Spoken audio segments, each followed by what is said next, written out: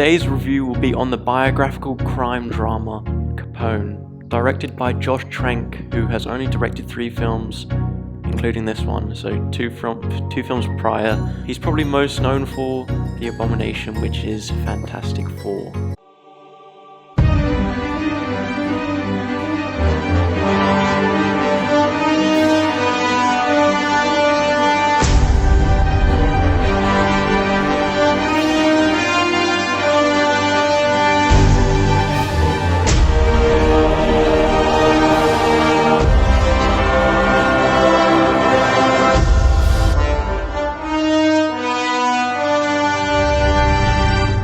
Going into this, many people would have just assumed that it's going to be another gangster adaptation of Scarface. This ties into the story after he has been released from 10 years in prison, after he is no longer deemed a threat. Capone, who is age 47 in this movie, has begun suffering from dementia and neurosyphilis, which the latter started developing when he was 15 years old. Anyway, this story is about Capone's decline in health, and he struggles with seeing some past and current demons in hallucinations. The most noticeable best thing about this movie has to be Tom Hardy. Everyone has praised him for being a top actor over the years, but in the past few years, I think he has to be up there with some of the greats.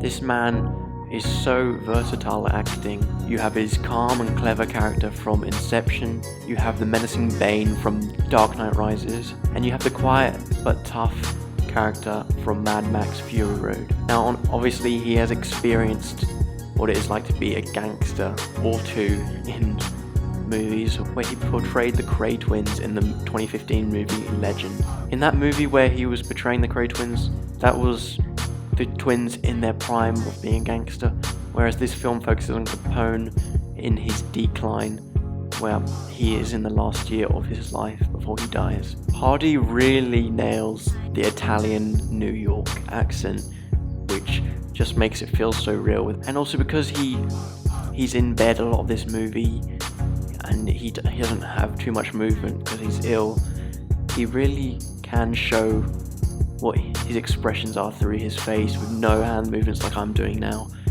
Just, you can see his confusion in his face. When he's angry or trying to express him something, he doesn't go all European with his hands.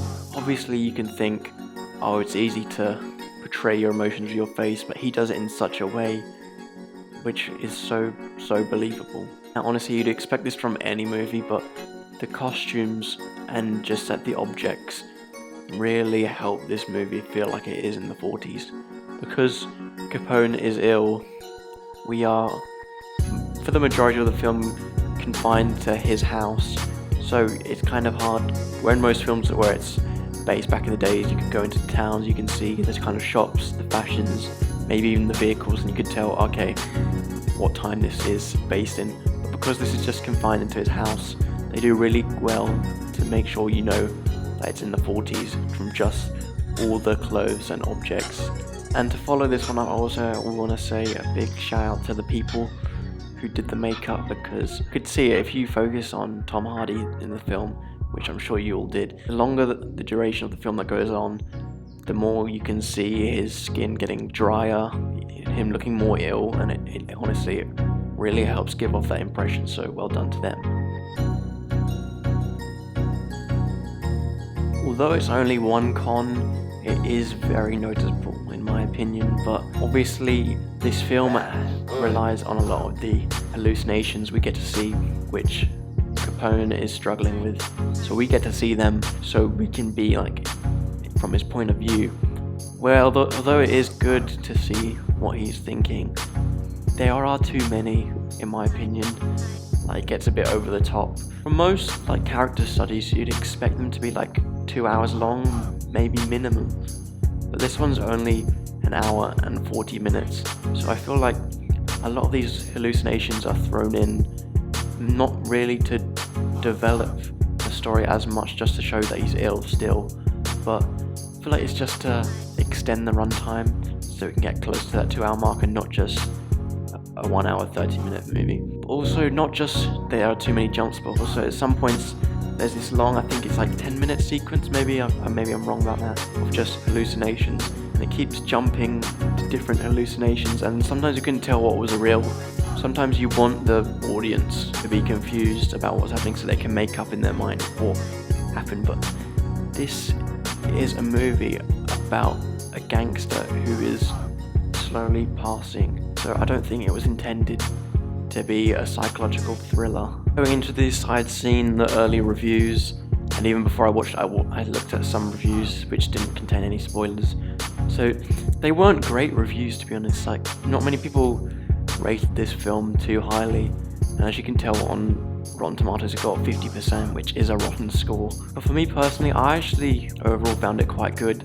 For someone directing their third film, especially coming off of a disaster, I think Josh Trank actually did a good job of holding it together for this film, if you get what I mean. So like, obviously he is a professional director, but he is still human, so coming off something which had so much backlash and hate, it was hard to wrap your head around and create a solid project, which I think he has done in this film. He's also tackled a character study which no one had done before. All the Scarface movies had been based about Capone in his prime, but this was in his final year when he is slowly passing. I personally think it was tough to tackle, and he actually did a good job of it. But also I feel like this movie would not have been as highly rated by me if it wasn't from Tom Hardy's great performance. This one is a 7 out of 10 from me. I found it enjoyable. I would recommend it if you're a fan of character studies or you like anything to do with Capone. But whereas if you're just a normal moviegoer and if you get saddened by these sort of things, maybe don't watch it, because it is kind of sad to see, even though Capone wasn't loved by many. Thank you for watching. I would really appreciate if you subscribe to the channel and gave it a like while I'm in the new setup, which I hope to stay here for a bit. Thank you for watching and have a good day.